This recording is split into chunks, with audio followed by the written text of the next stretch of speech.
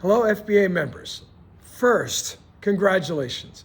There is no way that band programs should be doing as well as they are all across the state of Florida post-COVID pandemic, and yet, here we are. How awesome to be a band director in a state with so many incredible music teachers everywhere. And while I am very happy celebrating with everyone all of the successes of this year, it is time to focus on the future and specifically next year.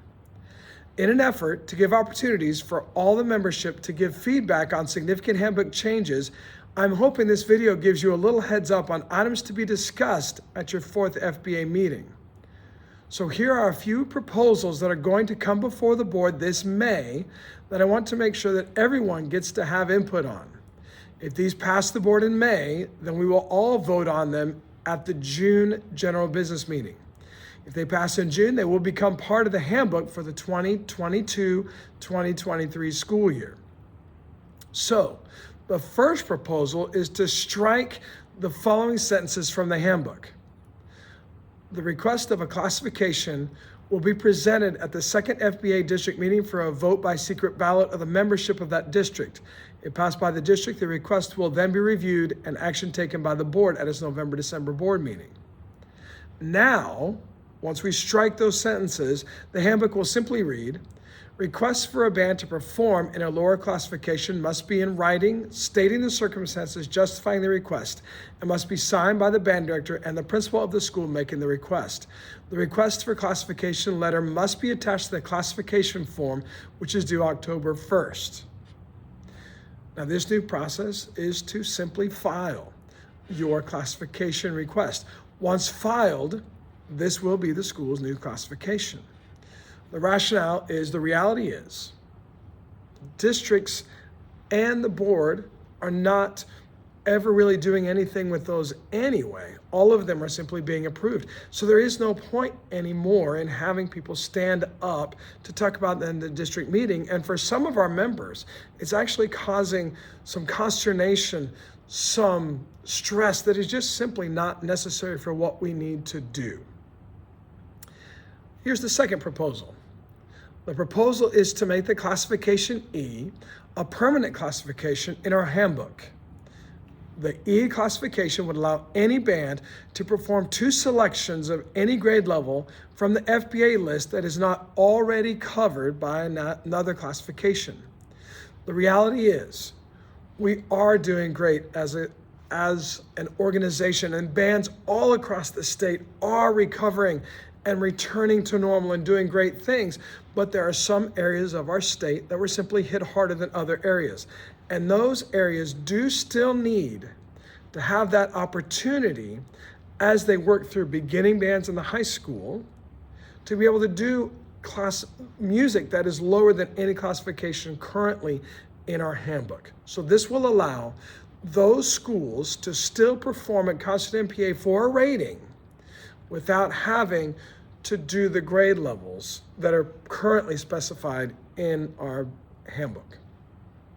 Finally, the last proposal, and this one's pretty significant, and it may get a little bit confusing as I try to explain it, but there will be a link below in this video that you can click on to actually see this part written out. But the proposal is to change the concert MPA sight reading requirements.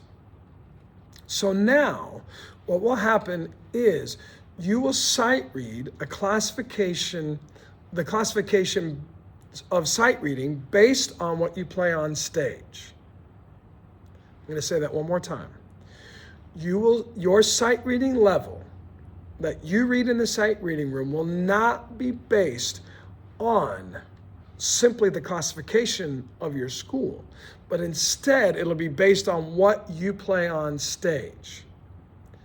So what will happen is the average of the 2 required pieces that you play on stage will determine your sight reading. So if you play a grade 3 and a grade 4, then your average is obviously 3.5. You would go to the table, and 3.5 means that you're reading C, double C, D. If you're a middle school and you're playing a grade 2 and a grade 3, then your average is 2.5.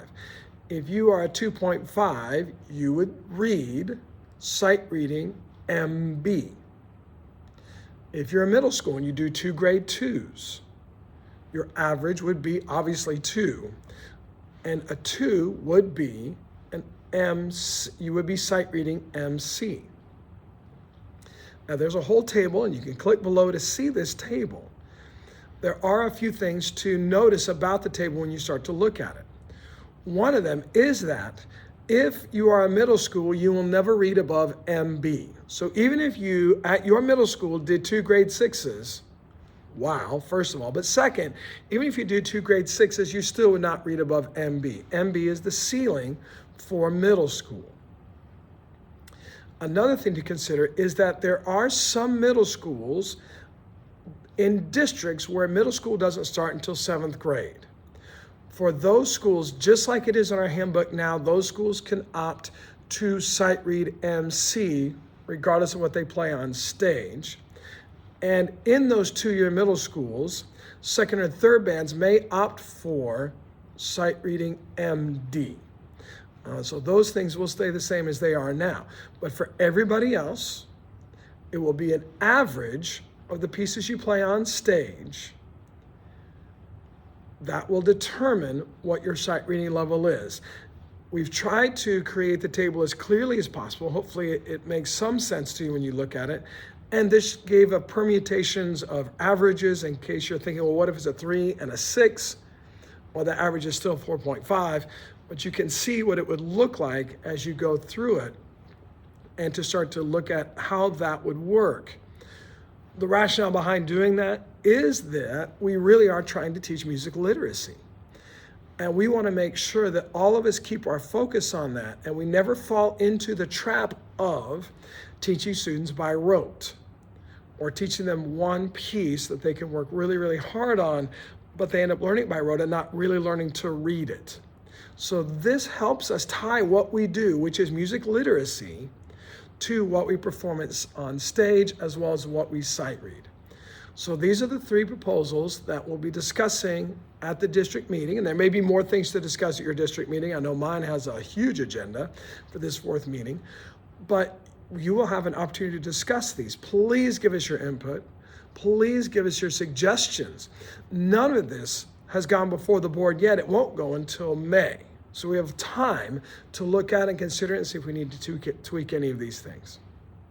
Thank you all for your time. I know this was a little bit longer video than normal, but I think these are really important things that we can do to help continue to move our profession and our organization forward.